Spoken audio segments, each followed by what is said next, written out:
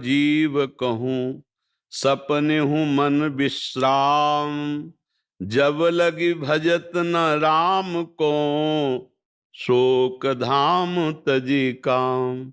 जब तक हमारा मन कामनाओं का त्याग करके निरंतर भगवदाकार नहीं होगा, तब तक प्रसन्न नहीं रह सकता। ब्रह्म भूता प्रसन्नात्मा न शोचति न कांक्षति। वही प्रसन्नात्मा होता है जो हर समय भगवान में अपने मन को जोड़ता रहता। सा वै मनः कृष्ण पदारविंदयो। देख लो, इतनी अवस्था हो गई आप, कौन सा भोग नहीं जो आप ना भोगे हो, लेकिन क्या मन राजी हो गया? मन प्रसन्न हो गया? नहीं। ईमानदारी से देखो, वो आज भी वैसे ही है। वो कभी तृप्ति का अनुभव नहीं कर सकता। अनेक जन्म व्यतीत हो गए और भी सब भोग विलासिता भोग लो, कभी तृप्त नहीं होगा।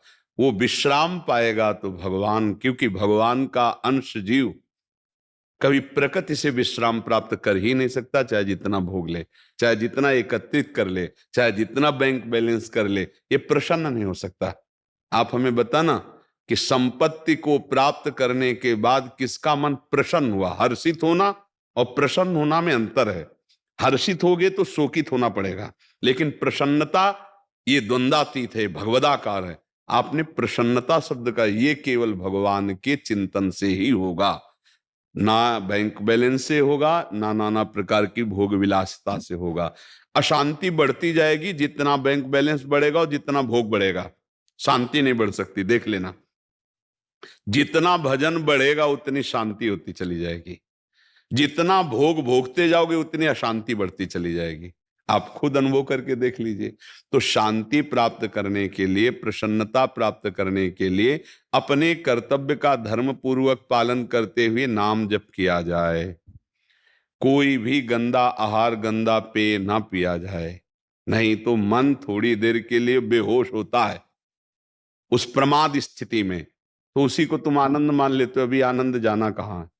होश में चैतन्य होते हुए भी बेहोश रहना एक बड़ी अद्भुत स्थिति होती है, वो भगवान से प्राप्त होती है। आप भगवान के अंश हो, प्रकृति के अंश से आप कभी सुखी नहीं हो सकते हो। चाहे जितना प्रकृति को भोग लो, कभी मन प्रसन्न नहीं हो सकता।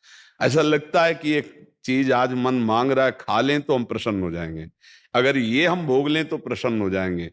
लेकिन जिसको तुम को सोच रहे हो कि भोग लें, उसको कोई भोग रहा है, लेकिन वो भी किसी और के लिए सोच रहा है। वो भी ऐसा नहीं कह सकता कि अब कछुनाथ न चाहिए मोरे, मैं प्रसन्न हूं, अब मुझे कुछ नहीं, ये नहीं कोई बोल सकता। ये वही बोल सकता है जिसका चित्त भगवान से जुड़ा हुआ है। तो हमारी प्रार्थना है, नाम जप कीजिए, अपने कर्तव्य का पालन कीजिए। बार बार मन संसार में जो जा रहा है वहां से हटा के प्रभु के चरणों में, प्रभु के नाम में लगाइए, तो ही मन प्रसन्न हो सकता है। हमें तो आज तक और कोई उपाय नहीं लगा, न शास्त्रों में न महापुरुषों के वचनों में। ऐसा कोई उपाय नहीं है जिससे अन्य उपायों द्वारा मन को प्रसन्न किया जा सके। आप देख लो, ये किसी भी वस्तु को स्थायी नहीं पकड़ता। मन को देख लीजिए, आप जिस वस्तु से प्रियता मन दिखाएगा, थोड़ी देर के बाद, थोड़े दिन के बाद, थोड़े समय के बाद वो उससे हट जाएगा और दूसरे की तरफ देखने लगेगा। इसका मतलब है ये केवल फंसा रहा है, ये कहीं तृप्त होने वाला नहीं।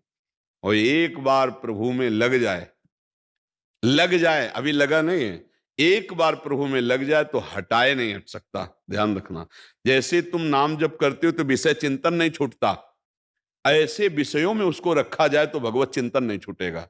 मन की खासियत है, अगर उसको सही जगह पकड़ा दो फिर छोड़ने वाला नहीं, गलत जगह ये कहीं टिकेगा नहीं।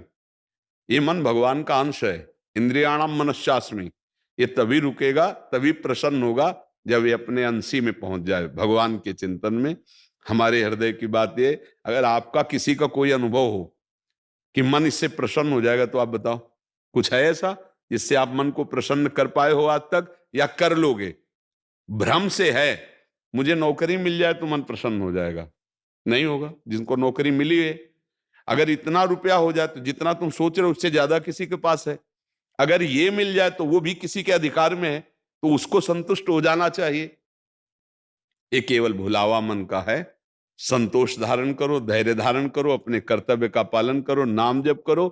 पाप रहित पुरुष ही प्रसन्न होता है। पाप आचरण तभी तक बनते हैं जब तक हम मन के गुलाम रहते हैं। जब हम मन को अधीन कर लेते हैं तब हम प्रसन्न होते हैं। संत किसे कहते हैं? जिसने मन को अधीन कर लिया।